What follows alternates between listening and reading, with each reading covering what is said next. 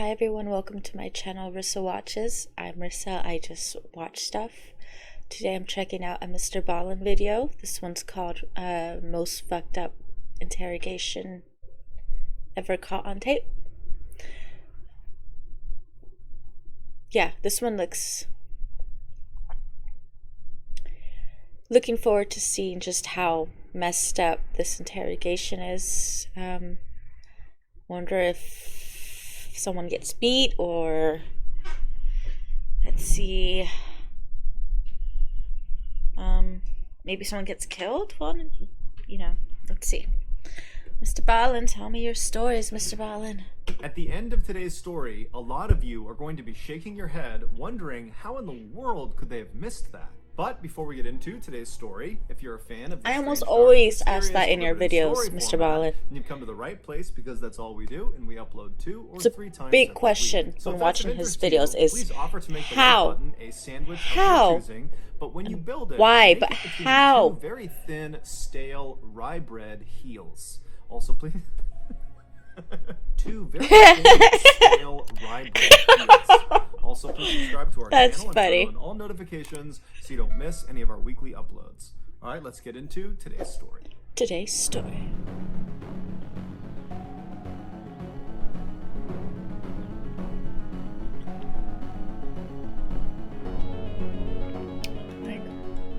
In 2006, Heather Kwan was a 21-year-old college student living in the small residential town of Desert Hills in Arizona. Okay. From a very young age, Heather was someone who always seemed to give her friendship to the people who needed it the most, people who were hurting on the inside or who society had kind of forgotten about. This is why when she was a teenager and a young adult, she would often spend her weekends volunteering her time with underprivileged children. It's also why she aspired to go to law school and become a defense lawyer, because she loved the idea of professionally helping people that desperately needed her help. She's a giver. She lived in a rental home with her boyfriend, who was 18 years old. His name was Ryan Waller, and amongst other things, he was a huge gun enthusiast and a student. Did they die? Year, the because had made plans to he's saying lived and was on Christmas Day, so on December 25th. But when the day came and so Dawn they had made dinner for the couple and was expecting them, they didn't show up.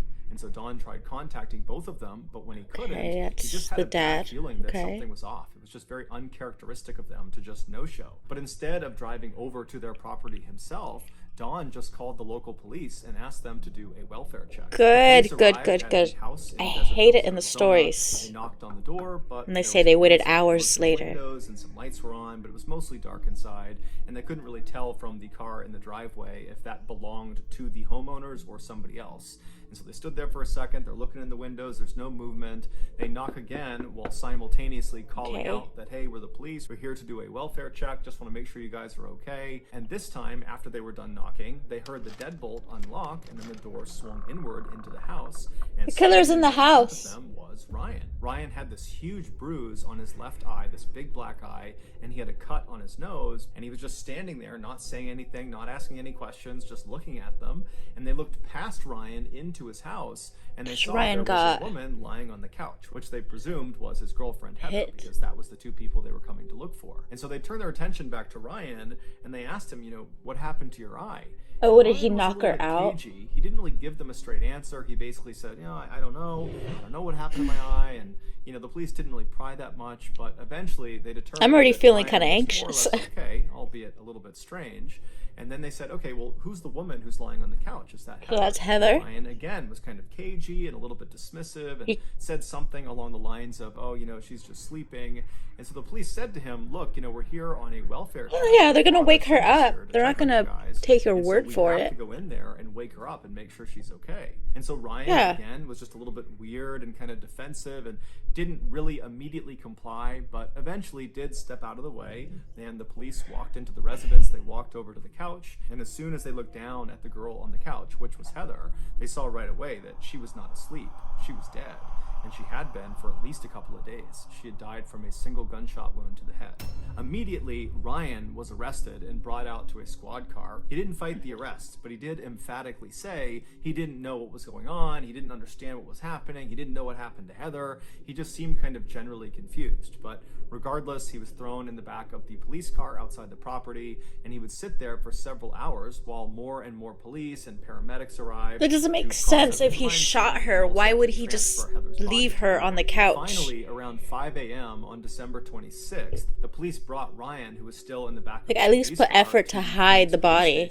For questioning. The interrogation that followed, this hour-long interrogation that was all filmed, would start off relatively normally, but it would quickly devolve into this totally bizarre back and forth between Ryan and the detective who was questioning him. And then at the end of so did he snap? There would be this stunning revelation. Okay. From this point until the end of today's video, we're going to be showing you clips from the actual interrogation. Okay. When you get to the end of this video and you hear the revelation, and it makes it almost feel like ID channel. I would encourage you to then go back and watch the clips of the interrogation, or just go online I love the and watch ID the channel. entire interrogation, because it's totally mind-blowing watching this thing, knowing what's really going on. Okay. In the video, Ryan is led into this sort of nondescript, small interrogation room.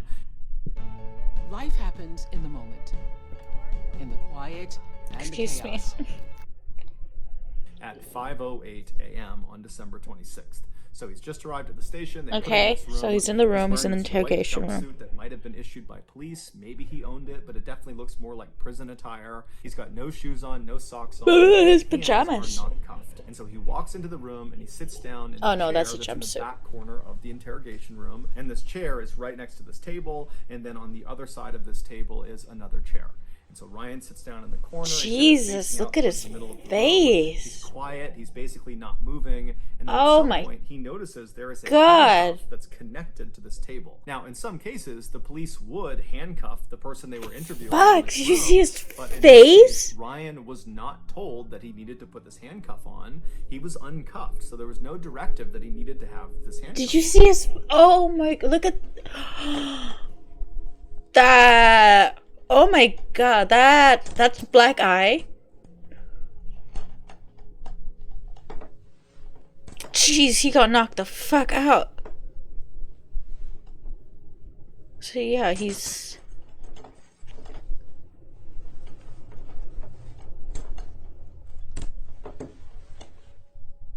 After handcuffing himself to this table, Ryan turns and puts his arms over this table, and he lays down, puts his head in his arms, and he lays that way for about 5 minutes. Periodically, he makes a few groaning sounds, but for the most part, he's... Yeah, because his head And all hurts. of a Did you sudden, see his as he's face? laying there, he suddenly makes a fairly loud moaning sound, and he stands up in his chair like he's going to walk out of the room, but as soon as he starts to walk away, the Dude, look at handcuff his stops face. him. Whoever He hit handcuffed, him but he's not really told to fucking put on. hard. And so Really he's stuck hard. against this table, but he doesn't seem fazed by it. He looks almost confused by what's He happening. looks but dazed. He doesn't dwell on it for very long. Instead, he just reaches across the table and grabs a blank piece of paper. Oh my and God, then he this- sits back down in the seat. He crosses his legs and he starts looking at this piece This of paper. kid is, like, At concussed, 5:17 a.m., so like, roughly 9 minutes into this concussed, like, interrogation, which really fucked hasn't up. started yet, Ryan is intently looking at this blank piece of paper when a detective walks into the interrogation room. This detective was named Dalton. And he Okay. informs Ryan that they're going to be taking pictures of his feet,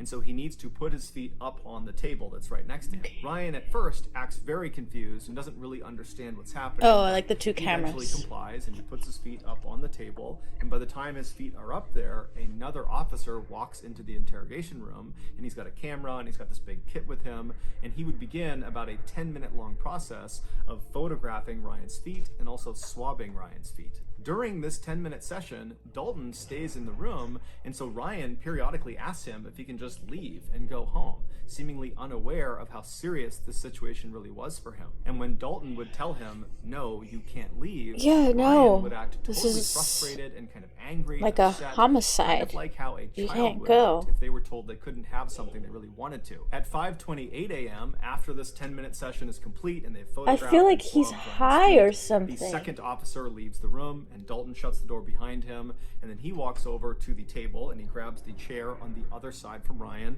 He drags it out so it's closer to Ryan, and then he sits down and introduces himself. After that, he begins asking Ryan some very basic questions. He asks him to confirm his name, which he does. He asks him to confirm his date of birth and his social security number, and Ryan does. Aren't like, I know, you've committed a crime and things like that and whatever it is, but don't they get like medical help, right? Unless that's just in shows and movies. But I feel like I've seen that on Law and Order, where they're like, they've got a suspect, but then they get hurt, so it's like, oh, they're being taken to the hospital, and then you could question them at the hospital or something, or after. No, that has to be like what they do, right? I mean, I know he just has a... I've been scratching my head. Oh my god. Like, I get it. Like, he probably, maybe he killed his girlfriend. Who knows? We'll find out. But... damn. But wouldn't you want your suspect to live so that, you can follow through with prosecuting them and...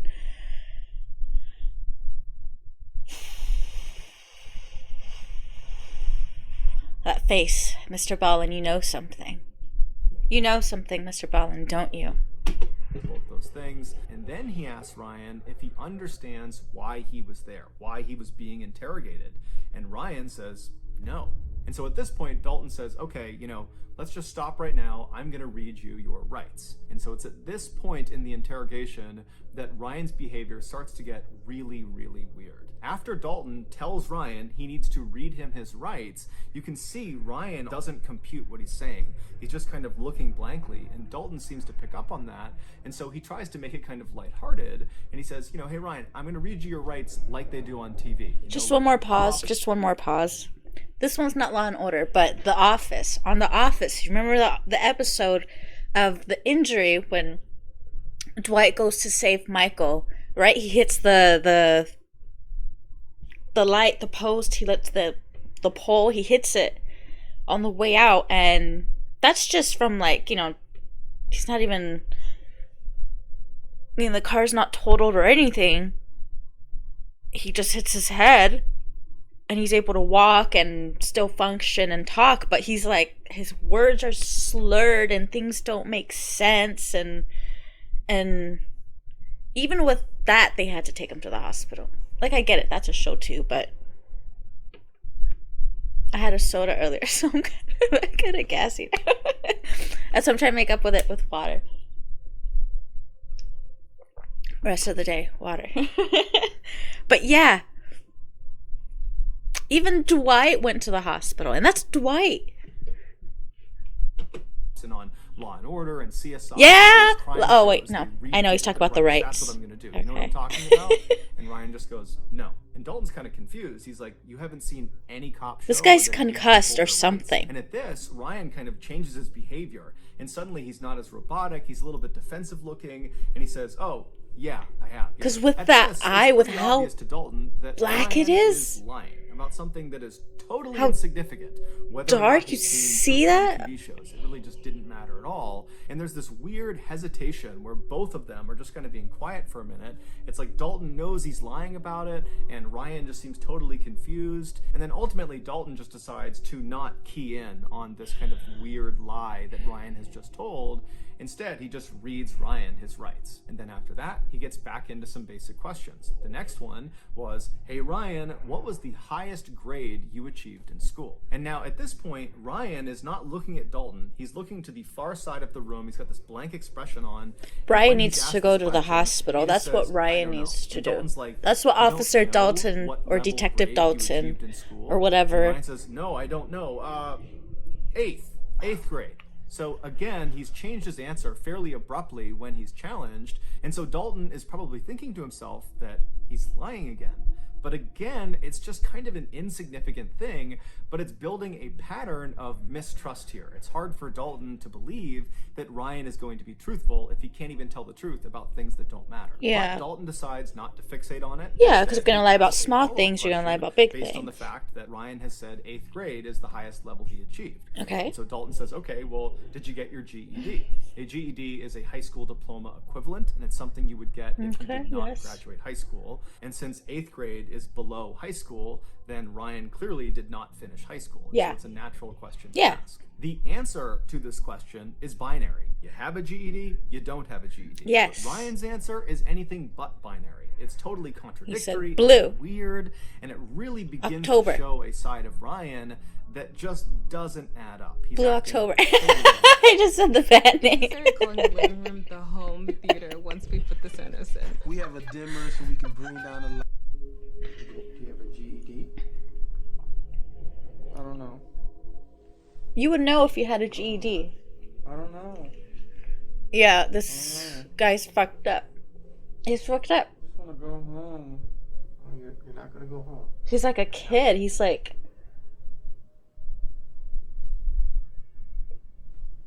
And how old is he supposed to be? Like 20 or 18? What? What's the highest grade that you... And he keeps holding his head. No. Not. He's holding his head. He's been groaning in pain. I'm asking you. Did you graduate high school? No. He's not making Grade sense. you went was 8th grade? Oh. Yep. Do you know how to read and write, Ryan? Yeah. I'm so scared to find After out the what happened to discussion about him. Ryan's education goes nowhere. Dalton again does not fixate on all the issues with his answers so far, and instead just kind of continues asking more questions. And so he begins to address Heather. He starts by asking Ryan if he has a girlfriend. Now, Dalton at this point would know that Heather, the girl who was I'm deceased, getting like anxious energy is police were asked building. to do the initial welfare check on Ryan and Heather, the couple. That's something that Dawn would have relayed to police. And so Dalton knows they have a relationship, but he wants Ryan to tell him he has a relationship with Heather. So again, he asks Ryan, do you have a girlfriend? And Ryan says no. Obviously, he can't make But sense, Dalton Detective responds Dalton. and says, okay, well, do you know a girl named Heather? And Ryan would say, yes, I do. But his description of Heather was just completely inaccurate. He said Heather was a 16 or 17-year-old girl, even though she was actually 21. And he would say her last name was Kyman. He thought. He wasn't entirely sure. He said she has nicknames and she has different names she uses, but he believes it's Kyman, even though her last name was actually Kwan. Now, Dalton, of course, is aware Kyman. of these discrepancies, but again, he does not fixate on them. He just keeps on asking more questions. Dalton asks Ryan, what happened to your face? You have this huge bruise on Yeah, the left you had a side of your big face. fucking bruise on your What happened? face. At first, Ryan says he doesn't know. But when Dalton pressed him and kept asking more and more questions about his face and how it happened, Ryan eventually would begin to open up. What happened to your face?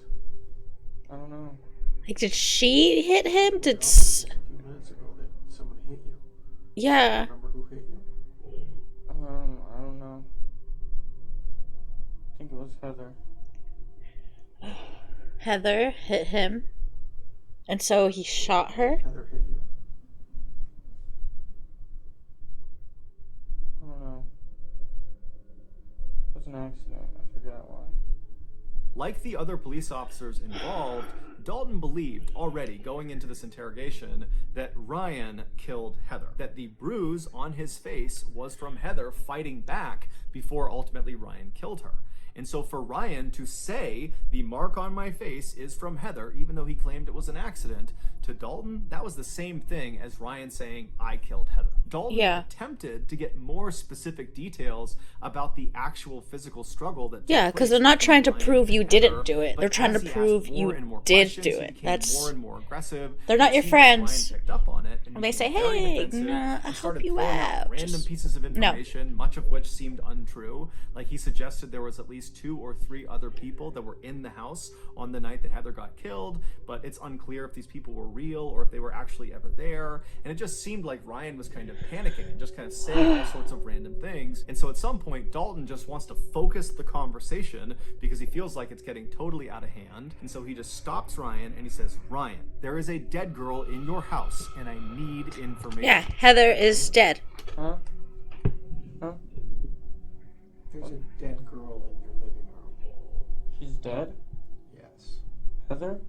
I don't know. I want to know what happened in your house. Why does he seem confused about that? The girl on the couch is dead? You see that he was like, I don't know if she's on the couch. like she's what? dead. The interesting thing about Ryan's reaction to being told by Dalton for the first time in the interrogation, Like the way his that there was brow a dead girl furled in his and house, is Ryan and, like, he was reacted like, with "What?" genuine surprise. It's the only time in the entire interrogation, start to finish, where Ryan sits forward in his chair. He kind of Yeah, it was like sits he up, had a and moment he of seems clarity. Relatively normal. He's not acting confused and kind of bizarre. It's like he's really dialed in. Yeah, he's like, as "What? if he had not Heather's heard this dead?" before, that he didn't know Heather was dead, and he's now for the first time being told, and it shocked his system. But just seconds after he sits forward and So what, seems did really he engaged, not know she he was goes back dead? to kind of being totally Laying on the bizarre, and couch he also in the suddenly house? had this really elaborate story about what happened to Heather, even though just seconds ago it seemed like he had just learned about it. So Yeah, it he's didn't really make any flippity sense that he would floppity, have a very- story so readily available for something. But yeah, he it seemed still to not know supports anything about. the whole, like, And, of at course, least like all the concussed other thing. answers, his story he gave was full of contradictions and holes and was just totally unbelievable. Well, these people came over. Richie and his dad. Richie and his Shooting dad. Throwing darts. You know What? what I'm talking about? Yeah. They hit me and her with those. That's it. They hit you and... They hit you? Did you say bows and darts? No, it's Richie that hit you, not Heather? No, Richie and his dad. Richie and his dad. So Richie and his dad came over Why? and hit Heather to get their stuff Some kind of bow and arrows? and shot Heather with bow and arrows? They each had 2 revolvers and they didn't let off any shells. So Richie and his dad came over. You just said they had bow and arrows. They have revolvers? knocked the That's what I meant, fuck they had out of revolvers. Ryan. They have revolvers. Yes. And then what happened? And then they shot And then they went inside to get their stuff. Following this exchange, Ryan would And they change his shot story Heather. again and would say, actually, they didn't shoot me, they just shot Heather. They put me in a sleeper hold. But when Dalton asked him, Wait, he "What do you said they mean sleeper shot hold?" me. Ryan said, oh, I don't know what a sleeper hold is. And then eventually, Ryan would actually just ditch the sleeper hold narrative and go back to the Richie and his father. They came in and they shot both of us. And so Ryan's story has become so convoluted. Oh my changed so many God, times. does he have brain It's just damage? totally unbelievable. And so Dalton, who was doing his best to kind of go along with Ryan's story, at this point just can't even pretend anymore. He cannot pretend that he's following the story. It doesn't make any sense. Oh my God, no, that makes perfect sense. Over the board here, number 1. You're saying bows and arrows, you're saying revolvers, and you're saying some other thing, and I'm gonna saying pause they this. shot you in the eye. Okay? They shot you with a revolver in your eye. Okay, I had to just like. Is it a BB gun? No, it was a real gun, man. It was just a revolver. They shot you in the eye. They shot him in the eye. That's why he has a big fucking mark on his face. How do you know? It was most likely. He's like, how do you know I wasn't shot? I really don't know. So you got shot first? And what happened? Did you fall So Rich and his dad came over. They shot him in the face. Thought he was dead. Went inside, grabbed their shit, and shot Heather. But she actually died from her injuries. And then he's like all fucking scrambled in the brain. Did you see if she was alive? She was sleeping still, and that's it. I just let her sleep. She got shot in the side of the face, and you let her sleep? I'm like freaking out. Like, I don't know what to do with my energy. After this exchange, Dalton just goes full bad cop on Ryan, openly accusing him of shooting and killing Heather, and Ryan just continues to say he doesn't know anything. Oh my God, His this answers fucking are totally detective nonsensical and sucks. contradictory, and nothing is making sense. And so finally, at Fire him. 2 a.m., roughly 45 minutes into the Fire interrogation, everyone Dalton is involved. at a loss. Fired, fired, He fired, doesn't know how fired, to fired. handle Ryan, because even though he really believes he did it, nothing Ryan has said has incriminated him, because nothing It does Ryan make has said sense. makes Ryan any sense. stuff, And so he's all the sitting things there he's saying thinking, does make "What's sense next?" if you just took him to the fucking hospital. Oh my Notices God, there's still something so much on left. Ryan's face. He tells Ryan to come closer. He needs to look at it. Let me see your nose. Put your legs down. Put your legs down. Bring your face closer. Oh, my head hurts. Oh, God.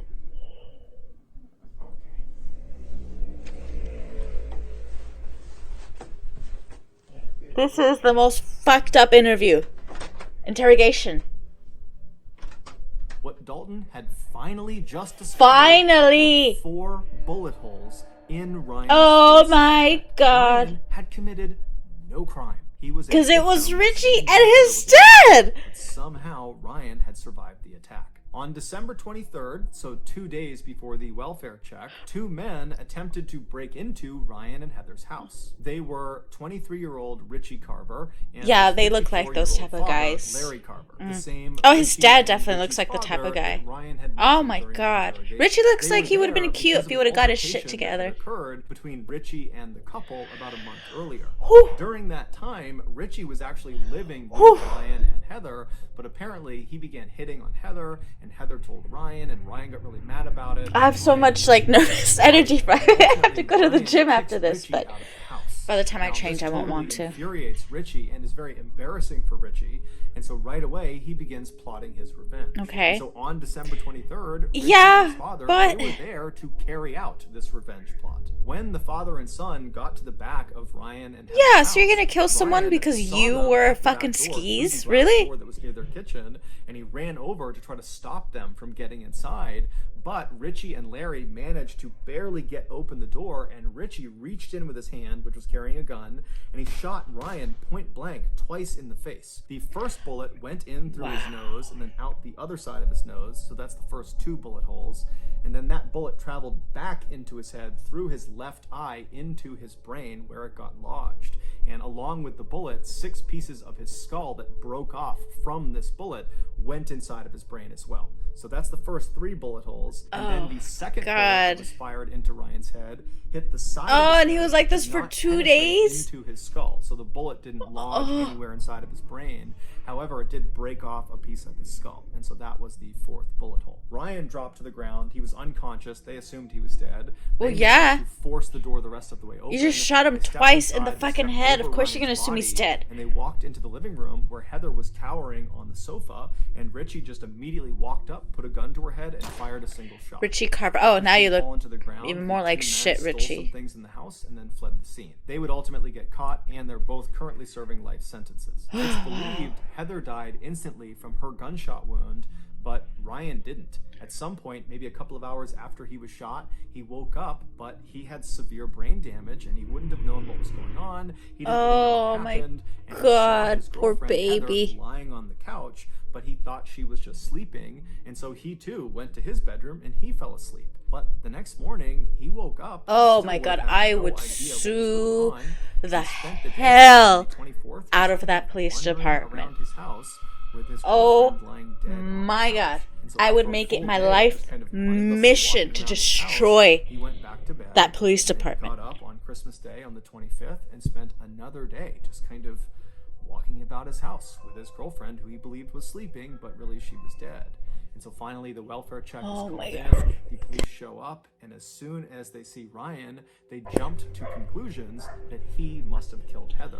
And it kind of dictated the way they treated him. Had they believed he was a victim, they might have sought medical attention for the wound. Regardless of whether he was a victim or not, should no.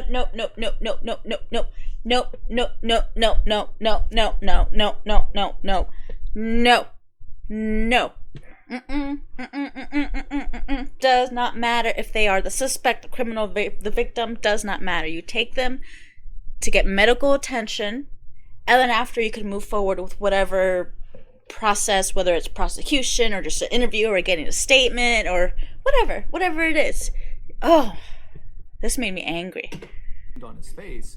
But again, jumping to conclusions and assuming he was the killer, they figured that bruise on his face was from the woman fighting back. She had struck him before he had savagely killed her. And so they didn't give him any medical care. Instead, they put him out in the cop car out front of the property, and he sat there with no medical intervention for 6 hours. And during those 6 hours, literally every second that went by, there was irreversible brain damage being caused because he had all this bleeding inside of his head that was causing brain damage. And so the clock was ticking as soon as they found him, and for hours and hours and hours, he got no care and was just getting worse and worse and worse. And so finally, he goes to the police station, and again, they do not give him any medical care. Instead, they interrogate him for almost 2 hours. Oh my God. I can't imagine what it must be like for their parents to that apparently no one noticed, review no one took this seriously, footage, but regardless, he spent those and then to almost 2 see more their son hours in this the interrogation situation room, where every second that's going by, his and being brain is getting neglected more and more like this, destroyed, being irreparably deprived of destroyed. medical And then attention. finally, at the end of the interrogation, Dalton, who's probably thinking to himself, So did "What he is wrong die with or this end guy? up His answers brain don't make dead, any or a sense. He's vegetable, all over the or place." And that's when he stepped you back know, from looking for a way to convict this guy and noticed the holes on his face, specifically the hole in his nose. And that's when he called him forward and he looked at his face and he realized a huge mistake had been made. a big fucking mistake has been made. What do you mean a huge mistake has been made? Not a huge mistake, a giant fucking mistake has been made. In the interrogation room, learning about what's happened to Ryan as they wait for the ambulance. Hi guys, hey guys, hurry the After you're not gonna believe this one. I can't believe it. oh, here's one for the books. This is just my. It's my observation that he was shot in the fucking This head. might be an accident. This might be into his eye, and he's acting like he has a serious head injury, which would make sense. He's acting like he has a serious head injury. Right there. Right there. He's acting like he has a serious head injury. Ooh. I fucking hate you, Detective Dalton. You're incompetent and you're stupid, and I hope you... I hate you. Ryan was ultimately rushed to the hospital where he would undergo emergency surgery that would save his life, but it would come at a great cost. But it can't repair the Not only damage. did they It remove cannot a large repair. portion of his brain, Ugh. they also had to remove both of his eyes. Oh my Now, it should be noted that God. at least one other source says he only had his left eye. It doesn't matter. But regardless, Oh, after this, Your Honor, it was just Ryan one was no eye. longer independent. He had so much brain Oh damage, my he couldn't take care of God. himself. And so he had to move back in with his parents, who became his full-time caretakers. And then 10 years later, Ryan would die from a seizure that was directly connected to the injuries he sustained from that attack, and it's connected to the lack of care he received in those first critical 8 hours after the police found him. The Phoenix Police Department Probably developed like after this was epilepsy or handling something the and case suffered like a recovered, grand mal seizure. They did an internal investigation, but no one was ever disciplined, at least not publicly. As for Ryan's family, they certainly could have filed a lawsuit against No one the Phoenix disciplined. Police Department, but they chose not to. They said the only thing we want is our son back, and a lawsuit will not give us that. And I'm going So to that's make gonna do it, this guys. police If you got station's something out of life today's a episode living and you haven't done hell. this already, please offer to make the like button a sandwich Oh, of your choosing. But when you my make it, God. make sure you construct. Sorry, Mr. Bell, I can't hear that right now. I'm not in the mood to be, yes, told something cute. No. Oh. That was very, very, very upsetting. Very upsetting. Oh, I'm gonna smoke a joint, chill out now, and then I'll come back and watch some more stuff, but that, what a fucking letdown from, you know, people you expect would be better at their job given the position they're in. What a sad failure. Disappointment. Disappointment. Wow. You suck. Arizona Police Department, whoever the fuck it was, you suck. Yeah, well, this was my angry MrBallen reaction. Yeah, I'm still pissed off. I'm gonna be mad for the rest of the day. So mad. Okay. Alright, well, hopefully I'll be in a better mood on the next one. See you guys.